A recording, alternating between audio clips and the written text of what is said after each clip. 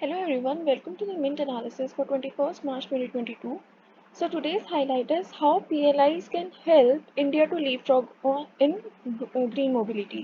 तो कैसे जो है ये जो प्रोडक्शन लिंक इंसेंटिव्स हैं ये इंडिया को पुश फॉरवर्ड करती है, ग्रोथ में हेल्प करती है ग्रीन मोबिलिटी के सेक्टर को पुश देने में।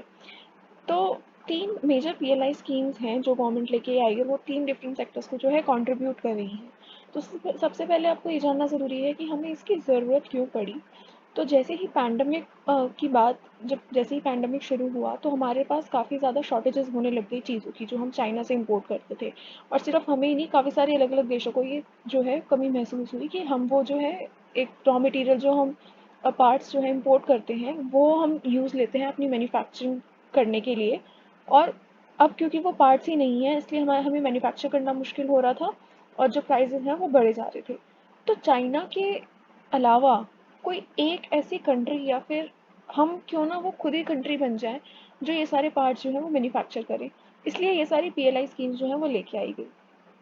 तो पीएलआई स्कीम्स क्यों लाई गई? To develop skill, overcome cost disabilities, create economies of scale and build a robust supply chain. ताकि हमारी सप्लाई चेन को इफेक्ट ना पड़े, हम इकोनॉमीज ऑफ स्केल अचीव कर सके, यानी कि ज़्यादा से ज़्यादा जैसे हम बढ़ाएंगे बनाएंगे चीज़ें उनको एक्सपोर्ट भी करेंगे तो वो चीज़ें जो हैं वो हमें कॉस्ट जो है कम पड़ने लग जाएंगी और हम इकोनॉमीज ऑफ स्केल जो है अचीव कर पाएंगे। और इसके लिए हमें अपनी स्किल्स भी अपने इंडिया में ही स्किल्स भी डेवलप करनी पड़ेंगी, आर एन डी पे भी खर्चा करना पड़ेगा। लेकिन उससे क्या होगा कि हमारी जो कॉस्ट डिसेबिलिटीज़ हैं, यानी कि हम जो बाहर से मंगाते हैं हमें महंगा पड़ता है और उसकी वजह से हमें कॉस्ट जो है और ज़्यादा महंगी हो जाती है सारे रॉ मटेरियल्स की। तो वो कॉस्ट डिसेबिलिटीज़ जो हैं वो भी कम हो जाएंगी। तो इन सारी चीज़ों के लिए पीएलआई स्कीम्स लेके आई गई। अब इन ये तीन मेन पीएलआई स्कीम्स कौन कौन सी थी? पहली थी scheme for automobile and auto components, दूसरी है एसीसी बैटरी स्टोरेज और तीसरी है डेवलपमेंट ऑफ सेमीकंडक्टर, क्योंकि सेमीकंडक्टर की भी काफ़ी शॉर्टेजेस हो गई थी जिसकी वजह से जो है काफ़ी इलेक्ट्रॉनिक आइटम्स जो है वो महंगी हो गई थी। तो ये तीनों चीज़ें जो हैं ये न्यूअर टेक्नोलॉजी की तरफ मूव करने में हमें हेल्प करती हैं। तो वो न्यूअर टेक्नोलॉजीज़ कौन कौन सी हैं जिसके बारे में हम बात कर रहे हैं? वो हैं battery EVs, hydrogen fuel cells और एडवांस्ड ऑटो कंपोनेंट्स।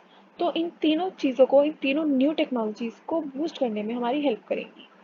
तो इस एम से पीएलआई स्कीम स्टार्ट हुई और अभी तक का इसका सक्सेस रेट जो है वो काफ़ी हाई रहा, क्योंकि गवर्नमेंट जो है बाहर की कंपनीज को भी जो है अट्रैक्ट करता है कि तुम यहाँ पे आके मैन्युफैक्चर करो और फिर यहीं से एक्सपोर्ट करो।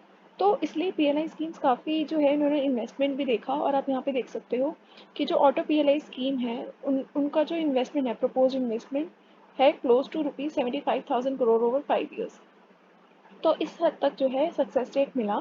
इसके अलावा कुछ ऐसी कंपनीज थी जो पहले इस इंडस्ट्री में ऑपरेट नहीं कर सकती थी, कर रही थी, बट अब वो कर रही हैं और उन्होंने पीएलआई जो इंसेंटिव है वो उन्होंने बैक भी कर लिया, यानी कि गवर्नमेंट जो है उनको पीएलआई स्कीम प्रोवाइड करेंगी।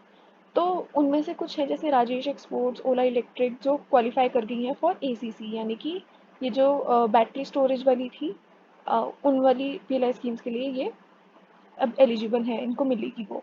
अगर ये प्रोड्यूस करते हैं वो कंपोनेंट्स तो इनको इंसेंटिव मिलेगा। और इसके अलावा कुछ और भी हैं जिनको मिल गई हैं पीएलआई स्कीम्स।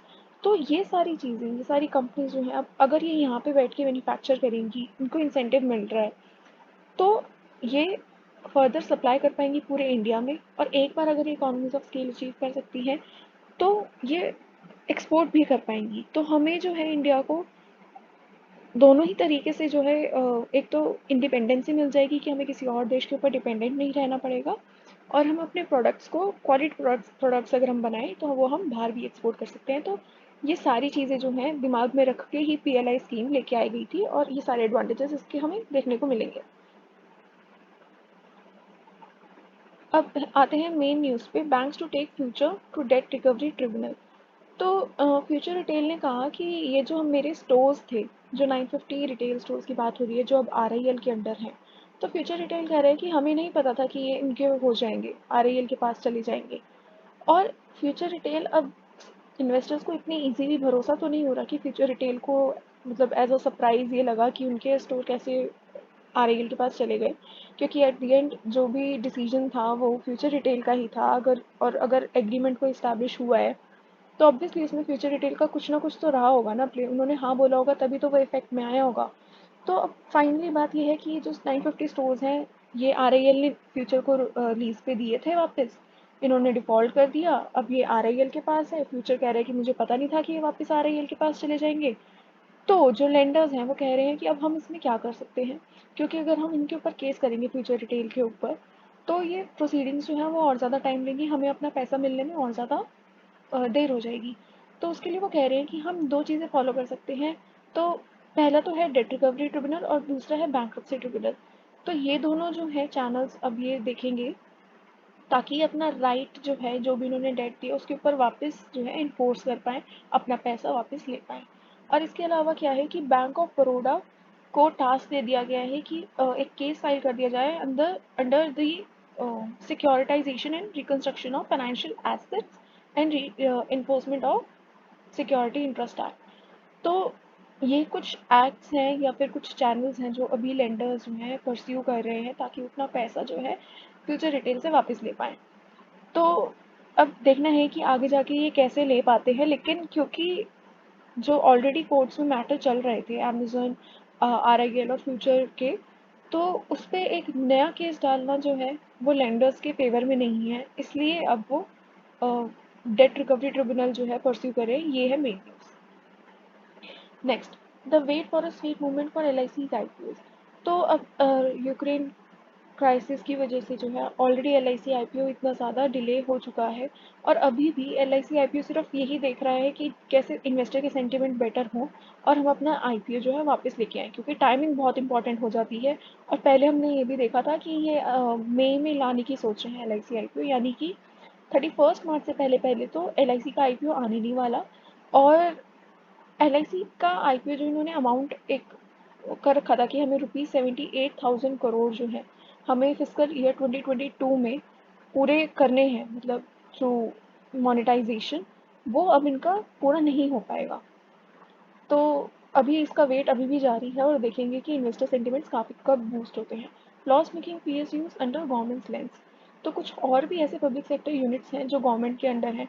तो अब आप देख रहे होगे, जैसे एक LIC IPO हो गया, एक था कि जो लैंड है, PSU का लैंड है जो अनयूटिलाइज्ड है और उससे कोई रिवेन्यू भी जनरेट नहीं हो रहा, वो भी गवर्नमेंट जो है उसके लिए एक अलग से SPV सेटअप कर रही है, ताकि उसको भी मोनेटाइज किया जा सके। अब इसके अलावा गवर्नमेंट क्या देख रही है कि कुछ ऐसी यूनिट्स हैं जिनको वो काम में नहीं ले पा रही हैं, काम नहीं आ रहा है वो, और उससे रिवेन्यू जनरेट नहीं हो रहा है, तो या तो वो उन यूनिट्स को क्लोज कर देंगी, या फिर वो रिस्ट्रक्चर करेंगी, या डिसइन्वेस्टमेंट कर देंगी इन कंपनीज से। तो ये तीनों ऑप्शन जो हैं वो देखे जा रहे हैं, और इसमें कुछ कुछ मेंशन भी है कंपनीज जिनसे उन्होंने पैसा निकाल लिया है।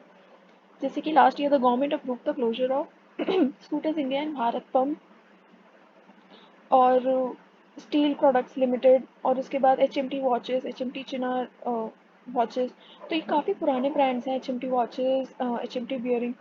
तो ये सारे जो है गवर्नमेंट ये भी क्लोज कर चुकी है, इसके अलावा काफ़ी क्लोज कर चुकी हैं। तो गवर्नमेंट जो है काफ़ी ज़्यादा ऑप्टिमाइजेशन की तरफ मूव कर रही है, और अपने जो नॉन स्ट्रैटेजिक एसेट्स हैं उनसे डिसइन्वेस्ट कर रही हैं। तो ये चल रहा है आजकल, इसलिए गवर्नमेंट जो है इतना मोनेटाइज कर रही है इन एसेट्स पे। Next is India to boost wheat exports to fill void left by Ukraine conflict.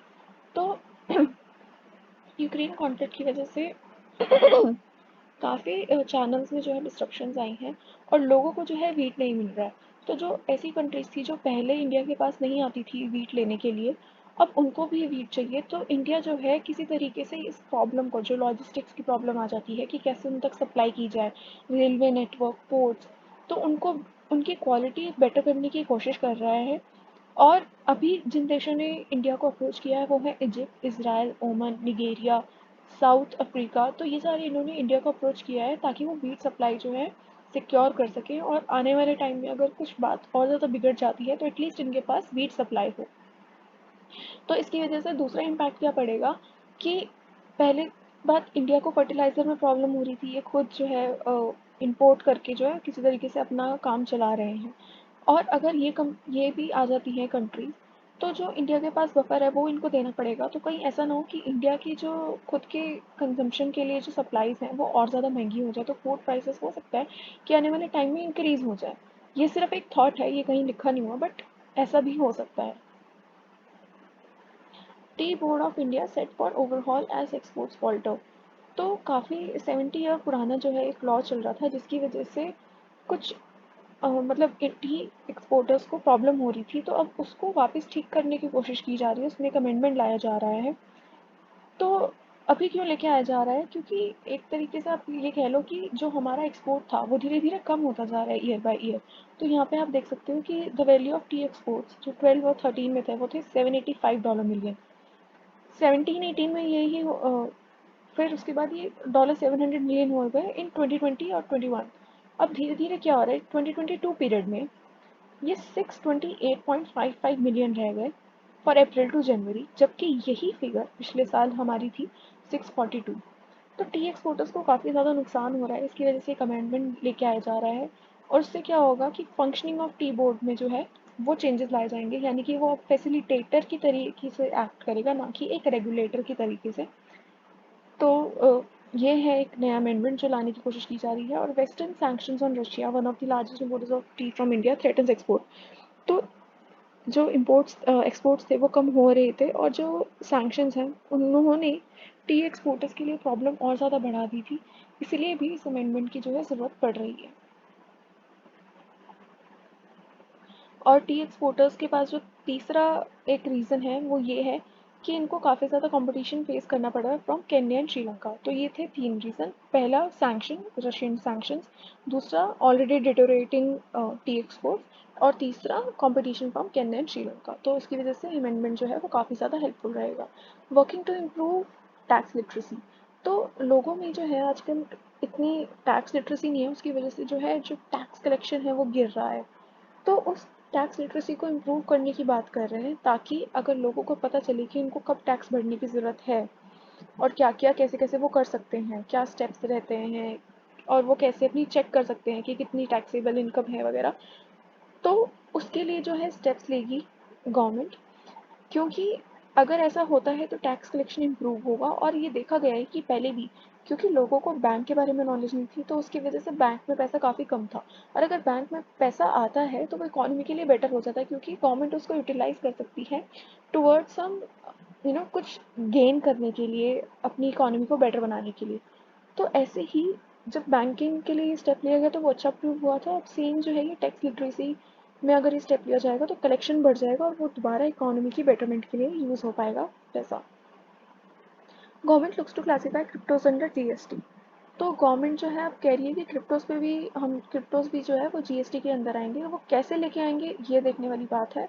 अभी तक क्रिप्टोज में सिर्फ क्रिप्टो एक्सचेंजेस पे जो है जीएसटी लगाया गया है, वो भी किस कैटेगरी के अंदर, फाइनेंशियल सर्विस कैटेगरी के अंदर। तो क्रिप्टो एक्सचेंजेस को कैटेगराइज किया गया है फाइनेंशियल सर्विसेज के अंदर, और उन पे लगता है 18% जीएसटी। अब आने वाले टाइम में जो है जीएसटी ऑफिसर्स कह रहे हैं कि हम क्रिप्टोज पे भी, क्रिप्टोज को एज अ होल जीएसटी के अंडर ले लेंगे। और इसकी वजह से क्या होगा कि जीएसटी के जो रिवेन्यू है थ्रू जीएसटी वो बढ़ जाएगा। तो गवर्नमेंट इस वक्त मेरे हिसाब से टैक्सेस बढ़ाने की सोच रही है कि कैसे कैसे हम जो है टैक्सेस अपने चैनल जो हैं वो कैसे बढ़ा सकते हैं, क्योंकि इससे पहले बात हुई थी कि जो 0% पे है उनकी जो टैक्स स्लैब है वो बढ़ा दिया जाएगा। जो 5% वाले हैं उनको कुछ 8% पे कर दिया जाएगा। जो लोकल ब्रांड्स हैं जिनके ऊपर अभी तक जीएसटी नहीं लगता आ रहा है उनको भी जीएसटी के अंदर लिया जाएगा। तो ये सारे रिवेन्यूज बढ़ाने के कुछ स्टेप्स हैं जो गवर्नमेंट जो है अभी देख रही है। Telecom industry to propose new micro definition of AGR. AGR है एनुअल ग्रॉस रिवेन्यू। तो टेलीकॉम इंडस्ट्री को काफ़ी ज़्यादा हैवी अपना जो है फीस पे करनी पड़ गई थी एजीआर की तरफ। तो थोड़ा सा बैकग्राउंड बता देती हूँ कि जो स्पेक्ट्रम की सेल होती है, ये इनका जो अमाउंट है ये काफ़ी ज़्यादा हाई होता है। तो ये गवर्नमेंट को इकट्ठे देने की बजाय टेलीकॉम इंडस्ट्रीज़ क्या करती हैं, अपने रिवेन्यू के ऊपर यानी कि अपने एजीआर के ऊपर कुछ कुछ अमाउंट गवर्नमेंट को देती रहती है, कि एजीआर का 5% या 10% जितना भी परसेंटेज होता है वो गवर्नमेंट को देती है। स्पेक्ट्रम क्योंकि उन्होंने परचेज किया है इसलिए।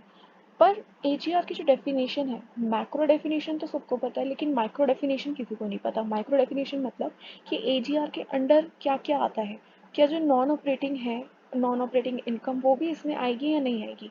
तो इसी वजह से क्या हुआ था, गवर्नमेंट ने कहा था जब एक बार 2019 में केस चला था, तो गवर्नमेंट ने कहा था कि जो तुम्हारी नॉन ऑपरेटिंग इनकम है वो भी एजीआर के अंदर आएंगी। तो उसकी वजह से जो परसेंटेज था जो उनको पे करना पड़ा टेलीकॉम इंडस्ट्री को, गवर्नमेंट को, वो बढ़ गया। अब क्योंकि टेलीकॉम इंडस्ट्री को वो इतना सारा पैसा पुराने सालों के लिए भी पे करना था, इसलिए टेलीकॉम इंडस्ट्री जो है वो काफ़ी उन्होंने स्ट्रेसफुल टाइम फेस किया गवर्नमेंट की वजह से। तो अब एक उनका ओपिनियन लिया जा रहा है कि तुम बताओ कि ईजीआर की डेफिनेशन क्या सेटअप करनी चाहिए, और टेलीकॉम इंडस्ट्री में उसमें अपना अपना थोड़ा कंट्रीब्यूट करिए कि ऐसा होना चाहिए या ऐसा होना चाहिए।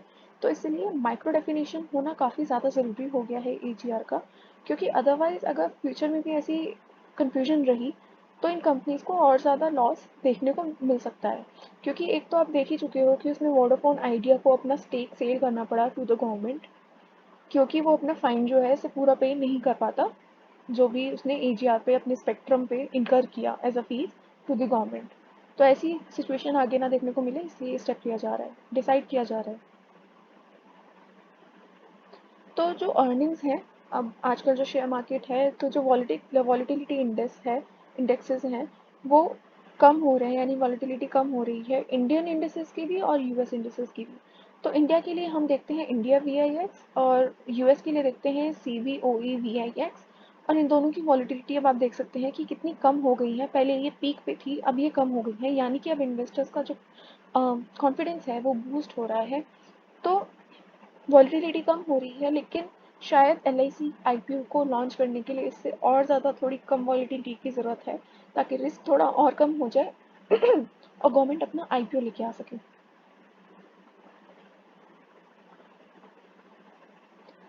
RRVL buys 89% stake in Povia for ₹950 crore. तो रिलायंस रिटेल वेंचर्स ने जो है स्टेक बाय कर लिया है, और इसके थ्रू वो क्या करना चाह रहा है, वो एक स्ट्रॉन्गर फुट होल्ड गेन करना चाह रहा है in the organised fashion market. तो मैं आपको थोड़ा-सा ये बताना चाहती हूँ कि इन न्यूज़ में आपको फिगर्स वगैरह इतनी ज़्यादा इम्पोर्टेंट नहीं होती, जितना कि वो उसका स्ट्रैटेजी क्या है।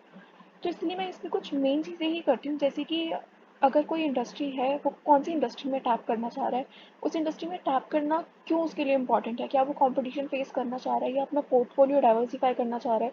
तो रिलायंस में जो पास्ट न्यूज़ आई थी, उसमें वो क्या कर रहा था, वो ग्रीन पोर्टफोलियो बिल्ड कर रहा था, ग्रीन एनर्जी के ऊपर जो है अपना पैसा लगा रहा था। और ये जो है, ये उसने स्ट्रॉन्गर फुट होल्ड मतलब stronger foot hold fashion market में करने के लिए जो है स्टेप लिया है।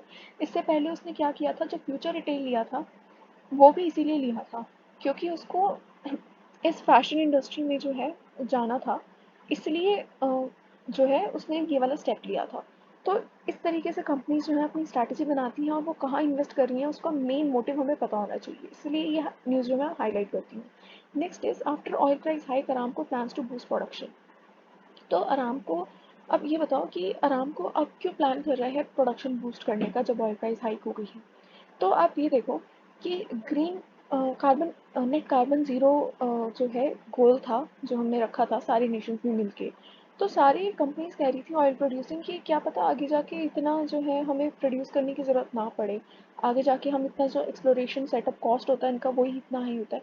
तो वो थोड़ा पीछे जा रही थी, तो आराम के जो कॉम्पिटिटर्स थे वो इन एक्सप्लोरेशन साइड से पीछे जा रहे थे कि शायद हमें ये नहीं करना चाहिए। लेकिन आरामको काफ़ी ज़्यादा डटा हुआ है कि आने वाले टाइम में इसकी जो डिमांड है वो कम नहीं होने वाली, तो इसलिए वो और ज़्यादा कैपिटल एक्सपेंडिचर इनकर कर रहा है तो इसलिए ये न्यूज़ इंपॉर्टेंट हो जाती है, क्योंकि वो कैपिटल एक्सपेंडिचर जो है, अभी तक तो क्या कर रहा था वो, $32 बिलियन था, अब वो एकदम से 40 to 50 बिलियन कैपिटल एक्सपेंडिचर करने की कोशिश कर रहा है, यानी कि एक्सप्लोरेशन साइट जो है वो सेटअप करेगा, यानी कि वो डिमांड जो है फोर्स कर रहा है कि ऊपर जाएंगी। तो अगर ऐसा सच हो जाता है कि आने वाले टाइम में इनकी डिमांड ज़्यादा ही रहती है, तो अरामको को बहुत ज़्यादा फ़ायदा होगा, क्योंकि इसके कॉम्पिटिटर जो हैं वो ऐसा नहीं सोच रहे, वो अपनी जो है कैपिटल एक्सपेंडिचर इंक्रीज़ नहीं कर रहे, लेकिन अरामको कर रहा है। तो ये एक इसको एक्स्ट्रा एडवांटेज मिल जाएगा। और अरामको जो है फोरकास्ट करता है more growth in investment until the middle of the decade. तो ये उसकी फोरकास्ट है, और इसके कॉम्पिटिटर्स ऐसा नहीं कर रहे हैं, क्योंकि कार्बन इमिशन ज़ीरो लेके जाना है, इसलिए वो इस पे कट डाउन कर रहे हैं। इसके अलावा अरामको एक नई टेक्नोलॉजी पे जो है फोकस कर रहा है, हाइड्रोजन प्रोडक्शन पे। तो हाइड्रोजन प्रोडक्शन में इन्होंने बताया है कि उसमें क्या होता है कि फ्यूल जो है एमिट करता है only water vapour when burn, यानी कि वो जो इन्वायरमेंट है उसको हार्म नहीं करता, तो इसलिए वो उस पर भी देख रहा है। स्मार्टफ़ोन टीवी प्राइसेस में राइज अमिड कोविड रिसर्जेंस। तो दोबारा चाइना में जो है कोविड केसेस आना शुरू हो गए हैं, जिसकी वजह से टीवी प्राइसेस जो हैं और स्मार्टफ़ोन के प्राइसेस जो हैं वो वापस ऊपर जा सकते हैं।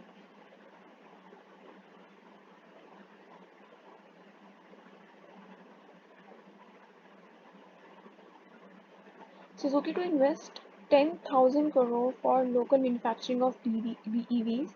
तो सुजुकी भी एक दोबारा फर्म देखने को मिली हमें जो बैटरी इलेक्ट्रॉनिक व्हीकल्स के ऊपर जो है इतना ज़्यादा पैसा खर्च कर रही है, और इसी वजह से पीएलआई स्कीम्स लेके आई गई थी ताकि ऐसी जो कंपनीज हैं उनको कोई प्रॉब्लम फेस ना हो, उनको बाहर से इम्पोर्ट ना करना पड़े। तो अब आप देख सकते हो कि कैसे जो है इकोनॉमी के अंदर अंदर ही ये सारी चीज़ें टेक प्लेस करती हैं, और कंपनीज को भी फ़ायदा होता है और गवर्नमेंट को भी फ़ायदा होता है, और एज अ होल हमारे पूरी इंडियन इकोनॉमी को कैसे फ़ायदा होता है। Government plans to merge BBNL BSNL. तो गवर्नमेंट ने अब इन दोनों कंपनीज को भी मर्ज करने का सोचा है। तो गवर्नमेंट जो है काफ़ी ज़्यादा अपना एफिशिएंटली परफॉर्म करने की कोशिश इस वक्त कर रही है, इसलिए ये सारे स्टेप्स लिए जा रहे हैं। FMCG to go for 10% price hike to reduce inflationary pressure. तो क्योंकि अब वीट का प्राइस हाइक होने वाला है, एडिबल ऑयल का हो ही चुका है, क्रूड ऑयल का हो रहा है, तो ये सारी सप्लाई वगैरह, सप्लाई की वजह से, सैंक्शंस की वजह से ऑन रशिया, इन सब की वजह से जो है इफेक्ट पड़ रहा है। तो एफएमसीजी ने पहले ही डिसीजन ले लिया है, और ये जो है सजेस्ट कर रही हैं कि 10% हाइक जो है ये ऑलरेडी अपना जो है प्राइस में हाइक दिखा देंगी, ताकि इनको मतलब अपना प्रोडक्ट मार्केट में लेके आने में ज़्यादा प्रॉब्लम ना हो, ज़्यादा इनको बर्डन ना लेना पड़े कॉस्ट का। तो ये जो है ये कंज्यूमर के ऊपर शिफ्ट हो जाएगा बर्डन। तो आज की न्यूज़पेपर में इतना ही। अगर आपको हेल्प हुई हो तो please hit the like button and subscribe to my channel. अगर आप मेरा टेलीग्राम ग्रुप ज्वाइन करना चाहते हैं तो लिंक आपको डिस्क्रिप्शन में मिल जाएगा। Thank you so much.